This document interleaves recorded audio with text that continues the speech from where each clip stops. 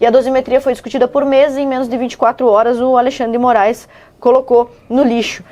Tudo isso que a gente está discutindo aqui nos mostra algo que está na hora da direita aprender, que poder e voto são coisas diferentes.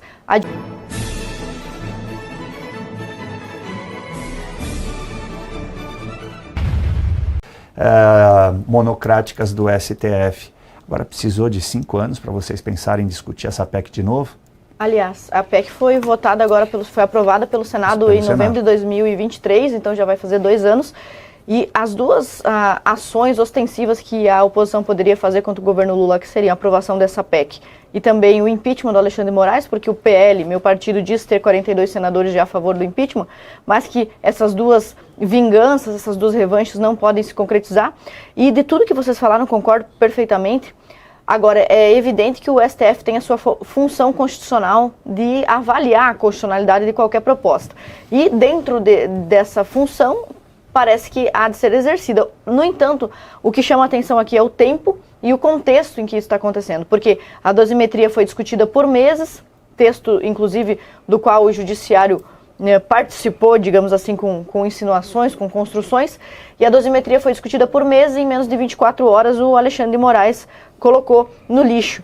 Tudo isso que a gente está discutindo aqui nos mostra algo que está na hora da direita aprender, que poder e voto são coisas diferentes. A direita tem voto, tem capital eleitoral, nós conseguimos eleger vereadores, deputados estaduais, deputados federais. Nossos deputados, inclusive, são recordistas de votos, mas isso é completamente diferente de exercer poder político real. Poder de eleger e poder de executar algo, são coisas completamente diferentes.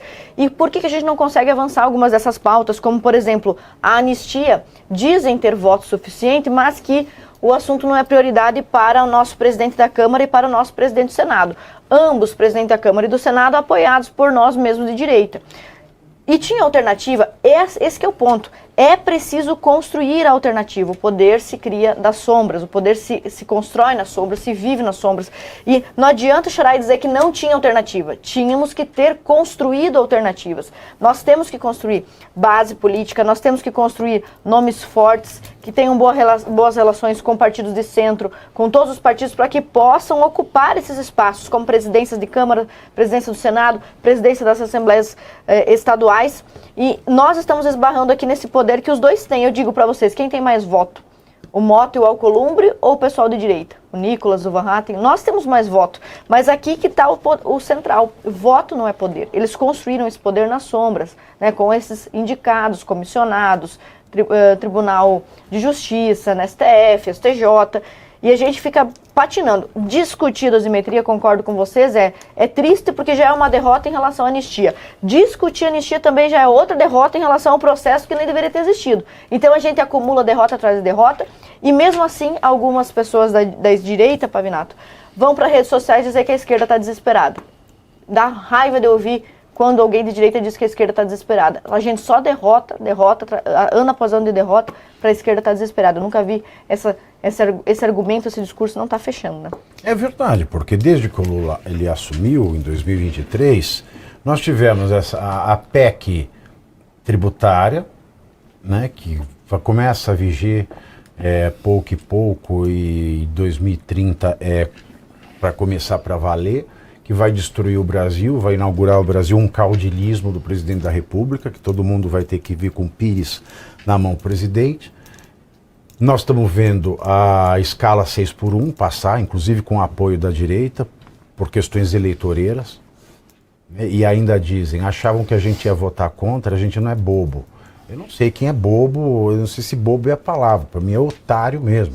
Porque uma pessoa de direita apoiar uma escala 6x1, querer o fim da escala 6x1 num país com um problema endêmico de emprego e empregabilidade, o que vai acontecer?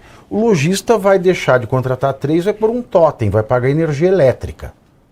Ao invés de pagar salário e pagar aquele monte de apêndice, né, INSS, imposto, FGTS e aquela coisa arada toda. Todas as pautas da direita que insistentemente foram, porque essa legislatura ela ficou girando em volta do 8 de janeiro de 2023. Tudo, absolutamente tudo, que esse Congresso dito mais conservador da história, imagino se não fosse, tudo, não se conseguiu nada, tudo que se tentou, nada se conseguiu. Não se conseguiu anistia, ninguém corrigiu a rota da graça que foi negada ao Daniel Silveira, ninguém empichou o ministro de STF por mais crimes de responsabilidade que eles tenham cometido. Aliás, ficaram todos muito caladinhos quando o Gilmar Mendes solta aquela monocrática, tirando do Senado uma prerrogativa constitucional. Todo mundo acabou cedendo a tal PEC da dosimetria, sabendo que essa PEC, esse PL da dosimetria não serviria para nada, e ainda convenceram o ex-presidente Bolsonaro de que, sem que tivesse lido esse texto, era algo para ser votado, e quando a gente lê o texto a gente vê que ela é uma grande mentira, uma doce mentira, como diz o Caivano, a dosimetria é a doce mentira. E não tem vitória nenhuma, não tem vitória nenhuma. E aí agora, a primeira esbravejada que deram, já vem o Hugo Mota, que é office boy do Ciro Nogueira, que está no SAL, e o Alcolumbre, que também já deveria estar no SAL faz tempo, mas não está porque é protegido da PGR, e já falam para a oposição, ó, baixem a bola aí. Me permite só uma colocação aqui, Pavinato. A gente jamais disse, né, aqui e em todos os programas que nós já fizemos juntos, que o STF não é uma instituição que deva ser respeitada. A gente respeita profundamente o STF. Agora, o que a gente não respeita são decisões que ferem o ordenamento jurídico brasileiro, como no caso do Alexandre de Moraes, e que você chama até educadamente de Mussolini da Moca. E aí, o controle concentrado de constitucionalidade, né, determinado pela própria Constituição, diz que sim. Através de ADI e ADC, eles podem, né? Quem for o sorteado pode fazer esse controle. No entanto, ele não fez esse controle. E se tivesse feito, não teria seguido a própria Constituição. Eu vou agradecer aqui meu queridíssimo amigo advogado também, Silvio Kuroda, que me mandou isso aqui, ó. O artigo 103, parágrafo 3º da Constituição Federal diz que, se ele for discutir o controle concentrado de constitucionalidade, ele tem que primeiramente citar ou intimar o AGU. Ele não fez. E sabe por que ele não fez? Porque a decisão não foi em sede de liminar da própria ADI ajuizada. Não foi. Foi através de uma petição de alguém que está preso, através do seu advogado, que pediu para que a dosimetria fosse avaliada mesmo antes de ser promulgada. Então, Alexandre de Moraes se aproveitou dessa petição para exarar uma decisão esdrúxula, para ser muito educado. E tudo por culpa de quem? Dos advogados do Brasil. Vocês estão aceitando isso há 7 anos. É verdade. O tal do Simonetti, nada é a mesma coisa.